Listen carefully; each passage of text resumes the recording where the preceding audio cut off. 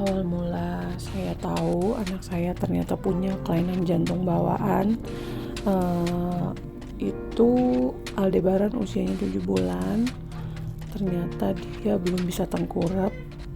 Akhirnya saya memberanikan diri untuk bawa ke dokter spesialis anak. Awalnya tuh pengen tahu kenapa kok di usia segitu dia belum bisa tengkurap gitu loh. Sementara untuk motoriknya, responnya dan lain-lain dia sangat bagus gitu.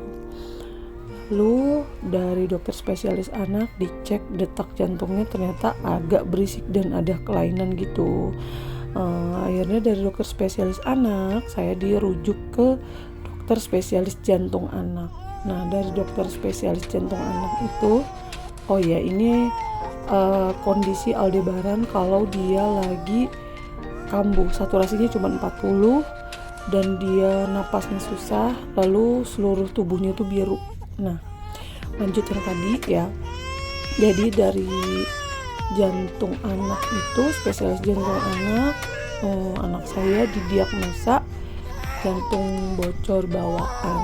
Tapi masalahnya itu bukan cuma bocor, tapi ternyata Aldebaran ini punya 4 kelainan jantung. Jadi dia tuh seperti ini. Jadi dia ada penyempitan, ada penyempitan, penebalan, bocor, dan satunya saya lupa.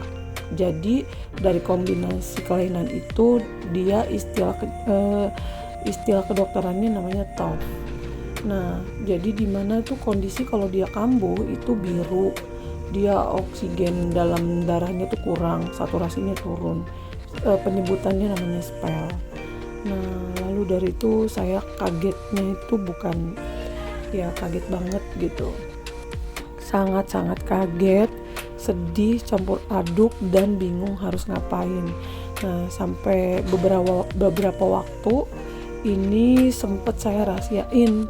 Jadi saya sama suami cuma diem gitu, cuma diskusi berdua, nggak ngasih tahu siapapun, karena kita juga bingung harus ngapain dan harus apa. Justru kita tuh lagi cari solusinya gimana gitu. Nah ternyata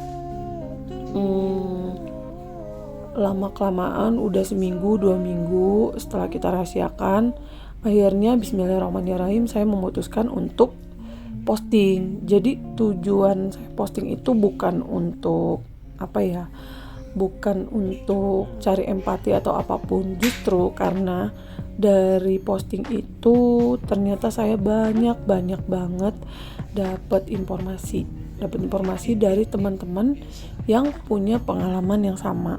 Jadi yang mereka punya anak-anak spesial juga gitu.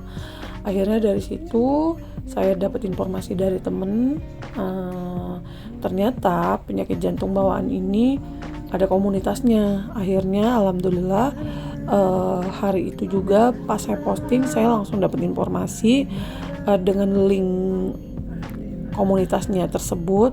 Akhirnya setelah masuk saya dapat penjelasan banyak banget, dapat penjelasan dan jadi tahu harus bertindak apa dan harus ambil langkah apa gitu, walaupun dengan takut-takut tapi kita tuh nggak terlalu kebingungan gitu. Nah jadi buat kalian semua yang punya pengalaman yang sama seperti saya atau punya keluhan lain dalam bentuk apapun gitu, jangan pernah coba nggak apa-apa untuk explore, untuk ditanya gitu, untuk kasih tahu, untuk cerita gitu, karena dari itu bisa jadi kita itu dapat langkah-langkah baru ya, dapat inspirasi dan dapat pencerahan kita itu harus gimana dan ngapain. Dan alhamdulillah dari itu saya tahu tahapan-tahapannya, dan bismillahirrahmanirrahim tanggal 20 berapa tuh saya datang kejar dokter di Jakarta yang bagus. Udah itu saya datang ke sana dan dapat penjelasan yang sangat-sangat rinci. Lalu di bulan Desember awal akhirnya saya datang ke Jakarta untuk cek pertama, dan saya memilih untuk ke RSCM gitu kan. Nah, tapi disclaimer dikit ya, dari pertama Aldebaran lahir sampai ke 7 bulan itu saya benar-benar nggak tahu kalau ternyata Aldebaran itu tuh punya kelainan jantung bawaan gitu loh, karena memang dia normal, berat badannya normal, pertumbuhannya baik-baik aja gitu loh. Memang sempet waktu usia berapa bulannya itu dia ada kayak biru. Saya pikir karena mungkin efek dari dia nangis yang sangat berlebihan aja gitu. Karena kalau udah nangis ya hilang lagi gitu, dan terus dia nggak demam, nggak pilek, nggak lemes, biasa aja normal seperti anak-anak sehat lainnya gitu loh. Pas di 7 bulan itu mungkin karena saya latih dia, saya stimulasi untuk dia bisa tengkurap, bisa duduk gitu. Akhirnya mungkin dia kecapean. Nah, di situ baru benar-benar dia keadaan down banget, keadaan yang ketahuan di situ gitu loh. Akhirnya dia mulai keluar gejala-gejala kayak yang saturasinya turun dan lain-lain gitu. Dari saya tahu di bulan November sampai ke Desember itu berulang-ulang kali spell, dan saya tuh baru tahu ternyata keadaan spell itu sangat berbahaya, bisa menyebabkan kematian kalau dibiarkan. Nauzubillah min zalik ya. Nah, jadi kemana-mana solusinya kalau lagi kambuh seperti itu harus dioksigen dan dicek saturasinya secara berkala gitu kan. Nah, semenjak dari itu saya kemana-mana itu bawa oksigen kemanapun dan gak boleh habis. Lalu Aldebaran di ronsen parunya, lalu tahapannya ya udah di ronsen, lalu di CT scan. Setelah di CT scan lalu mulai ditindak. Enggak ditindak. Saya ceritanya ke poli anak di RSCM untuk periksa dan untuk tanya kelanjutannya seperti apa. Dan qadarullah, pas pertama kali nginjekin kaki di RSCM dan tidak boleh pulang lagi karena kondisi Aldebaran ternyata sudah gawat darurat. Jadi pada hari Jumat itu tanggal berapa ya? Tanggal 10 kalau nggak salah. Kalau salah. Tanggal 10 itu saya perpisahan dengan Aldebaran karena ternyata Aldebaran harus dimasukin ke dalam ICU. Jadi di ICU itu nggak bisa ketemu sama sekali. Jadi ya dia nginep di situ gitu loh, bermalam-malam untuk diobservasi gitu. Dan alhamdulillah hari Selasa tanggal 13 Desember itu Aldebaran langsung ditindak untuk operasi yang pertama. Nah, operasi yang pertama itu dia namanya Bitishan. Bitishan itu saya juga nggak tahu banget, jadi maaf kalau salah. Jadi dia dipasang selang dibikin saluran pernapasan atau saluran darah atau apa saya nggak tahu, dari jantung ke paru gitu loh, supaya dia bernapasnya enak dan lain-lain gitu loh. Lalu kalau ditanya rasanya, rasanya hancur banget, hancur, sedih, bukan deg-degan lagi, tapi kayak seluruh tubuhnya itu semutan, sedih karena ini nanti seperti apa operasinya berhasil atau enggak gitu loh, akan seperti apa gitu. Jadi pokoknya ya luar biasa lah gitu, dan nggak bisa berkata-kata karena waktu itu keputusan dokter itu ada 2. Jadi bisa jadi operasinya total koreksi 1 kali aja selama 8 jam, atau bitisan aja. Bitisan itu yang cuma pasang selang aja gitu loh. Ternyata pas diintip paru-paru Aldebaran itu ternyata ada bercaknya. Jadi bercaknya itu adalah Aldebaran itu nggak ketahuan pernah kena COVID.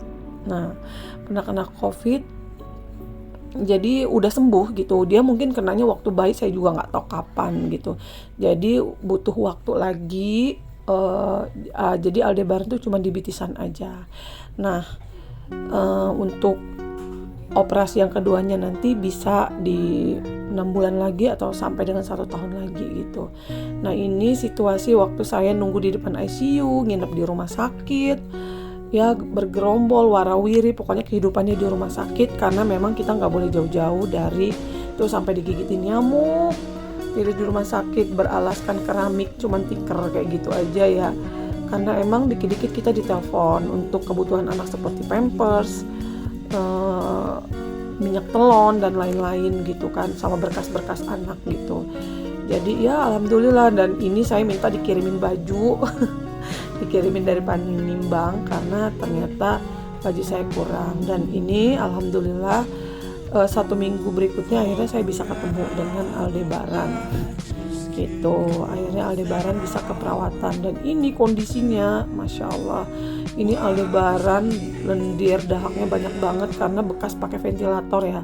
Dan dia itu di bagian selangkangannya ada luka-luka bekas, saya nggak tahu tuh waktu itu mau diimpus, dia di pembuluh darahnya yang daerah tangan, kaki dan lain-lain tuh susah dapat, akhirnya dapatnya di selangkangan, makanya diperban. Dan untuk luka operasinya itu ada di di bawah ketiak sebelah kanan, jadi kayak tulang rusuknya itu dibelah gitu kan, baru dibuka. Nah seperti ini, pasang selang. Nah Aldebaran dikasih susu ini supaya untuk kejar berat badan gitu. Nah terus jenis-jenis jantung itu banyak, bukan cuma TOF aja gitu, ada yang ya ratusan gitu, ada yang cuma bocor aja, ada yang cuma penyempitan aja, ada cuma katupnya aja, pokoknya banyak banget lah. Jadi nggak semuanya sama, ada juga yang sama, tapi ya jarang banget gitu. Dan setelah operasi kita bolak-balik ke rumah sakit sampai dengan 3 minggu. Jadi memutuskan untuk kos di Jakarta karena memang Aldebaran belum bisa ditengok lagi, karena dengan mengingat ya lukanya itu belum kering banget gitu. Nah akhirnya ya nah ini kondisi di kontrakan kita ngekos, jadi anak kos lagi sambil bolak-balik. Nah jadi masukan buat kalian semua, kalau kalian tahu kalian tuh hamil, itu emang benar-benar makannya harus dijaga, pola makannya sama asupannya itu harus bagus, harus baik, dan nggak boleh konsumsi obat-obatan luar selain obatan khusus untuk ibu hamil, rajin minum vitamin dan lain-lain atau apapun gitu ya. Kalau saya nggak tahu penyebabnya apa, karena penyebabnya itu banyak ya, bukan cuman asupan, bukan cuman vitamin, bukan cuman asam folat, tapi juga bisa pikiran, atau juga pernah sakit, atau juga pernah mengkonsumsi obat-obatan gitu loh. Kalau saya ini kan emang gak ketahuan hamil Aldebaran itu, taunya itu udah hampir 3 bulan, karena posisinya saya lagi yang ketiga, anak yang ketiga itu 1 tahun. Ternyata saya hamil lagi gak ketahuan, karena memang waktu itu haidnya gak teratur. Nah ini Aldebaran itu posisi keluar dari ruangan ICU itu bengkak banget, jadi badannya tuh bengkak karena mungkin dia kena infus ya, cairan infus. Jadi cairan infus 1 minggu, jadi ya itu bengkak gitu loh. Tapi udah beberapa hari keluar, alhamdulillah berangsur membaik, dan ya Aldebaran akhirnya gigi juga mulai mau tumbuh, rambutnya juga mulai banyak yang keluar, terus alhamdulillah mulai belajar duduk gitu, dan mulai pink ininya juga, kulitnya udah mulai kelihatan sedikit pink, membaik gitu.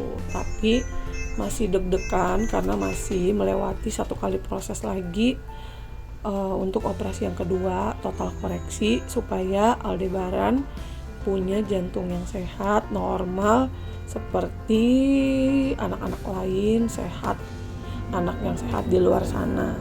Jadi minta doanya buat teman-teman semua, minta doanya yang banyak untuk Aldebaran supaya operasi yang kedua Aldebaran nanti diberi kelancaran, diberi kemudahan, diberi kesempurnaan, diberi keselamatan, dan diperlancar semuanya gitu, nggak ada halangan suatu apapun gitu. Saya juga diberi kekuatan dengan suami dan keluarga gitu, karena memang melewati anak masa-masa lagi operasi itu sangat berat banget, karena kita diuji mental, fisik ya, jiwa, raga, keimanan terutama. Benar-benar keimanan kita benar-benar diuji di sini. Kita nggak bisa minta ke siapapun. Jadi tangan-tangan dokter itu cuma hanyalah perantara, semua yang menentukan adalah Allah. Jadi ya intinya poinnya kita nggak boleh jadi manusia sombong. Maksudnya sombong untuk tidak berdoa, terus kita meratap dan lain-lain. Ya kuncinya emang harus berusaha dan berdoa, berusaha melalui tangan ahlinya dan berdoa kepada Allah, minta diberi kelancaran dan semuanya gitu. Jadi ya mudah-mudahan ya diberi kelancaran lah untuk yang keduanya ini. Masih harap-harap cemas banget gitu ya. Saya bersyukur sama Allah sudah diberi cobaan yang sedemikian, yang jarang-jarang orang alami. Dan qadarullah saya dan suami dikasih cobaan ini gitu loh. Mudah-mudahan dengan cobaan ini saya dan suami bisa meningkatkan kebaikan dan keimanan lagi gitu. Ya luar biasa banget. Air mata udah habis, pokoknya muka juga udah makin ya seperti itulah. Jadi tetap harus disyukuri, harus ya alhamdulillahirabbil alamin gitu. Allah sudah memilih dan saya dan suami pun ikhlas atas ketentuan Allah. Semoga Allah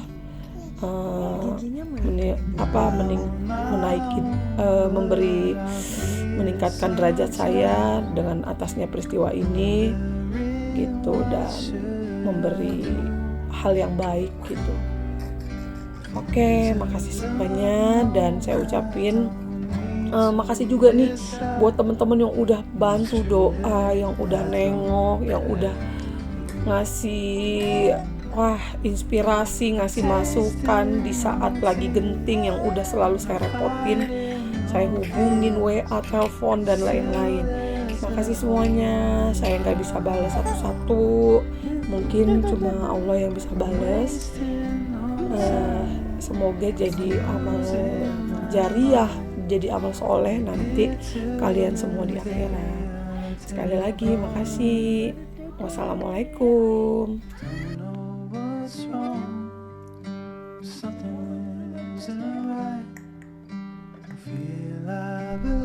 Alhamdulillah Aldebaran udah lulus pengobatan di RSCM, operasi yang pertama.